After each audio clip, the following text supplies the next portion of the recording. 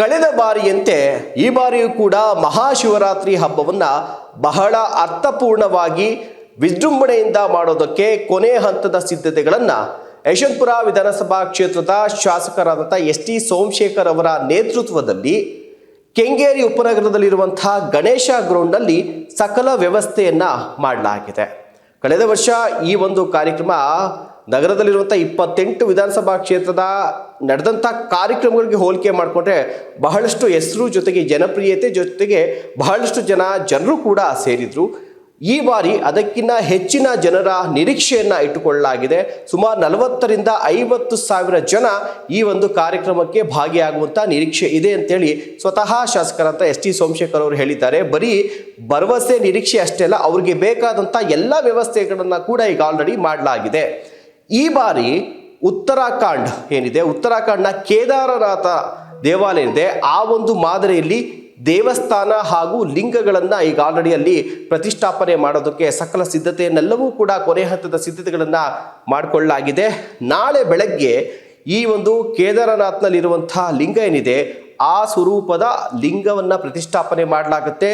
ಶಾಸ್ತ್ರೋಕ್ತವಾಗಿ ಪೂಜೆ ಪುನಸ್ಕಾರ ಅಭಿಷೇಕ ಎಲ್ಲವನ್ನ ಕೂಡ ನೆರವೇರಿಸಲಾಗುತ್ತೆ. ಅದರ ಜೊತೆಗೆ 12 ಜ್ಯೋತಿರ್ಲಿಂಗಗಳ ದರ್ಶನಕ್ಕೂ ಕೂಡ ವ್ಯವಸ್ಥೆಯನ್ನು ಮಾಡಲಾಗಿದೆ. ಇದರ ಜೊತೆಗೆ ಶಿವ ಪಾರ್ವತಿ ಗಣೇಶ ದೇವರ ಪ್ರತಿಷ್ಠಾಪನೆಯನ್ನು ಕೂಡ ಇಲ್ಲಿ ಮಾಡಲಾಗಿದೆ. ನೀವು ಎಲ್ಲೂ ಹೋಗೋದು ಬೇಡ. ಯಶವಂತಪುರ ಕ್ಷೇತ್ರದ ಜನರು ನೀವು ಇಲ್ಲಿಗೆ ಹೋದರೆ ನೀವು ಶಿವರಾತ್ರಿ ಹಬ್ಬದಲ್ಲಿ ಯಾವ್ಯಾವ ದೇವರನ್ನು ನೋಡಬೇಕು ಅಂತ ತಾವು ಅಂದ್ಕೊಂಡಿದ್ರೋ ಎಲ್ಲವನ್ನ ಕೂಡ ಒಂದೇ ಕಡೆ ನೋಡಬಹುದು. ಕೇದಾರನಾಥ್ಗೆ ಎಲ್ಲರೂ ಕೂಡ ಹೋಗೋದಕ್ಕೆ ಸಾಧ್ಯ ಇಲ್ಲ. ಹೀಗಾಗಿ ಕೇದಾರನಾಥ್ನಿಂದ ಆ ಒಂದು ಮಾದರಿಯ ದೇವಸ್ಥಾನ ಮತ್ತು ದೇವರನ್ನು ಸ್ವತಃ ಕೆಂಗೇರಿಗೆ ತರುವಂಥ ವ್ಯವಸ್ಥೆಯನ್ನು ಕೂಡ ಆ ಶಾಸಕರು ಮಾಡಿರುವಂಥದ್ದು ಒಂದು. ಇದರ ಜೊತೆಗೆ ಬೆಳಗ್ಗೆ ಪೂಜೆ ಪ್ರತಿಷ್ಠಾಪನೆ ಪೂಜೆ ಪುನಸ್ಕಾರಗಳಾಗುತ್ತೆ.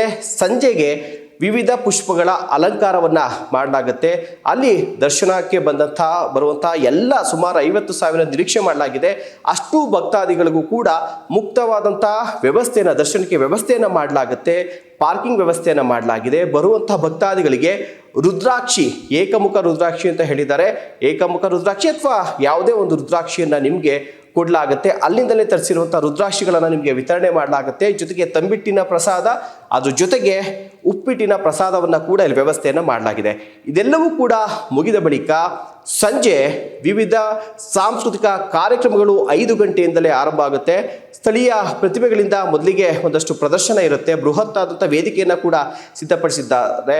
ಅದಾದ ಬಳಿಕ ಜನಪದ ಪ್ರಸಿದ್ಧ ಕಲಾವಿದರಾದಂಥ ಸವಿತಕ್ಕ ಅವರ ತಂಡದಿಂದ ಜನಪದ ವಿವಿಧ ಭಕ್ತಿ ಹಾಗೂ ಭಾವಕ್ಕೆ ಸಂಬಂಧಪಟ್ಟಂಥ ಗೀತೆಗಳ ಒಂದು ಪ್ರದರ್ಶನ ಕೂಡ ಇರುತ್ತೆ. ಅದಾದ ಬಳಿಕ ಖ್ಯಾತ ಗಾಯಕ ವಿಜಯ್ ಪ್ರಕಾಶ್ ಅವರ ತಂಡ ತಮ್ಮೆಲ್ಲರನ್ನ ಕೂಡ ರಂಜಿಸೋದಕ್ಕೆ ಎಲ್ಲ ಒಂದು ವ್ಯವಸ್ಥೆಯನ್ನು ಕೂಡ ಮಾಡಿಕೊಳ್ಳಲಾಗಿದೆ. ಮಿಡ್ನೈಟ್ವರೆಗೂ ಕೂಡ ಈ ಕಾರ್ಯಕ್ರಮ ಇರುತ್ತೆ. ಜೊತೆಗೆ ಇಷ್ಟು ದೊಡ್ಡ ಕಾರ್ಯಕ್ರಮ ಆಗ್ತಾ ಇದೆ, ಜನರಿಗೆ ಯಾವುದೇ ರೀತಿಯಾದಂಥ ತೊಂದರೆಗಳಾಗಬಾರ್ದು ಅನ್ನುವಂಥ ನಿಟ್ಟಿನಲ್ಲಿ ನೀರಿನ ವ್ಯವಸ್ಥೆ ಆಗಿರ್ಬೋದು, ಟಾಯ್ಲೆಟ್ನ ವ್ಯವಸ್ಥೆ, ಜೊತೆಗೆ ಸಂಬಂಧಪಟ್ಟಂಥ ಬಿಡವಳ್ಳಿ SSP, ವಿದ್ಯುತ್ ಇಲಾಖೆ, BBMP, traffic police, law and order police ಅವರ ಜೊತೆಯಲ್ಲೂ ಕೂಡ ಈಗ ಆಲ್ರೆಡಿ ಮೀಟಿಂಗನ್ನು ಮಾಡಿ ಸಮನ್ವಯತೆಯನ್ನು ಸಾಧಿಸಿರುವಂಥ ಹಿನ್ನೆಲೆಯಲ್ಲಿ ಯಾವುದೇ ಒಂದು ಸಣ್ಣ ಅಚಾತುರ್ಯಗಳು ಆಗಬಾರ್ದು, ಜನರಿಗೆ ಒಂದು ಸಣ್ಣ ಅನಾನುಕೂಲ ಆಗಬಾರ್ದು ಅನ್ನುವಂಥ ನಿಟ್ಟಿನಲ್ಲಿ ಎಲ್ಲ ಸಕಲ ವ್ಯವಸ್ಥೆಯನ್ನು ಮಾಡಿಕೊಳ್ಳಲಾಗಿದೆ. ಹೀಗಾಗಿ ಯಶವಂತಪುರ ಕ್ಷೇತ್ರದ ಜನತೆ, ಅದರಲ್ಲೂ ಕೂಡ ಕೆಂಗೇರಿ ಸುತ್ತಮುತ್ತ ಇರುವಂಥ ಜನತೆ ಏನಿದಿಲ್ಲ, ನೀವೆಲ್ಲರೂ ಕೂಡ ಈ ಕಾರ್ಯಕ್ರಮಕ್ಕೆ ಹೋದರೆ ಖಂಡಿತವಾಗ್ಲೂ ಶಿವರಾತ್ರಿ ಹಬ್ಬದ ಆಚರಣೆಯನ್ನು ನೀವು ಯಾವ ರೀತಿಯಾಗಿ ಆಚರಣೆ ಮಾಡಬೇಕು ಅಂದ್ಕೊಂಡಿದ್ದೀರಲ್ಲ ಆ ರೀತಿಯಾದಂಥ ಆಚರಣೆ ಆಯಿತು ಅನ್ನುವಂತಹ ಒಂದು ತೃಪ್ತಿ ನಿಮಗೆ ಸಿಗುತ್ತೆ ಅನ್ನೋದರಲ್ಲಿ ಯಾವುದೇ ಸಂದೇಹ ಇಲ್ಲ. ನಮಸ್ಕಾರ.